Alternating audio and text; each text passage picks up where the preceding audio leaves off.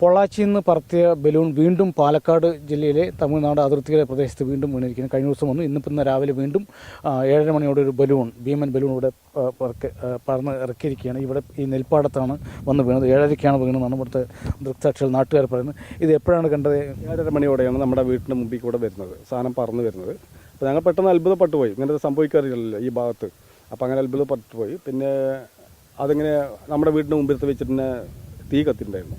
തീ പാസ് ചെയ്തു, ബലൂൺ ഓട്ടയായി. പിന്നെ അവിടെ നിന്ന് താനെ ഇങ്ങനെ ഇറങ്ങി വന്ന് വീഴുകയായിരുന്നു വയലിൽ. എത്ര പേരുണ്ടായിരുന്നില്ല? ഒരു 4 പേരുണ്ടായിരുന്നു.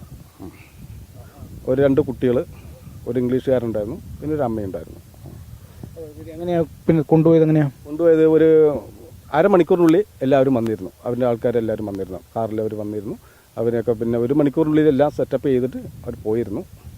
കുഴപ്പമൊന്നും ഉണ്ടായിരുന്നില്ല. ആർക്കും അപകടങ്ങളൊന്നും പറ്റിയില്ല. പിന്നെ ലൈൻ കമ്പിയൊക്കെ ഉണ്ടായിരുന്നു. അതിൽ നിന്നൊക്കെ തരണം ചെയ്ത് മുന്നോട്ട് വന്നു. ആലുമരം അതൊക്കെ കറക്റ്റായി വന്ന ശേഷമാണ് ഇത് സംഭവിച്ചത്. തീ കത്തിയിട്ടുണ്ടായിരുന്നത്.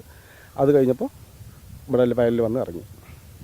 ഈ കണ്ടപ്പോൾ പേടിച്ചു? ഈ തീയൊക്കെ പേടിച്ച് വെച്ച് കഴിഞ്ഞാൽ ഈ സാധനം നമ്മൾ വീഡിയോ എടുക്കാൻ കറക്റ്റായിട്ട് കഴിഞ്ഞില്ല. എന്താ വെച്ചാൽ ഈ സാധനം വന്നുകൊണ്ടിരിക്കുന്ന സമയത്ത് നമുക്ക് പേടിയായിരുന്നു. എന്താ കാരണം വെച്ചാൽ പെട്ടെന്ന് ഈ തീ കത്തലും എയർ പോലും താഴലും കൂടി ആയപ്പോൾ അങ്ങനെ വീഡിയോ എടുക്കാൻ പറ്റാത്ത വേണ്ടിയിട്ട് അങ്ങനെ പോയി നമ്മൾ വയലിൽ പോയി ഇറങ്ങിയതാണ്. ആർക്കും പരിക്കൊന്നുമില്ല? പരിക്കുകളൊന്നും ദൈവസഹായത്തിൽ ആർക്കും ഉണ്ടായിട്ടില്ല. കുഴപ്പമൊന്നുമില്ല. കഴിഞ്ഞ ദിവസവും ഇതേപോലെ പൊള്ളാച്ചിയിൽ ഒരു വിനോദസഞ്ചാര അതിൻ്റെ ഭാഗമായിട്ടാണ് ഈ ഭീമൻ ബലൂണ് പറപ്പിക്കുന്നത്. അതാണിപ്പോൾ 2ാമത്തെ തവണയാണ് ഇങ്ങനെ ദിശ തെറ്റി ഇവിടേക്ക് വീഴുന്നത്. എന്തായാലും ഭാഗ്യത്തിന് അപകടമൊന്നും ഉണ്ടായിരുന്ന ആശ്വാസമാണ്. വടവന്നൂരിലെ വട്ടച്ചിറയിൽ നിന്നും മൽഘോഷിനൊപ്പം ജി പ്രസാദ് കുമാർ, മാതൃഭൂമി ന്യൂസ്.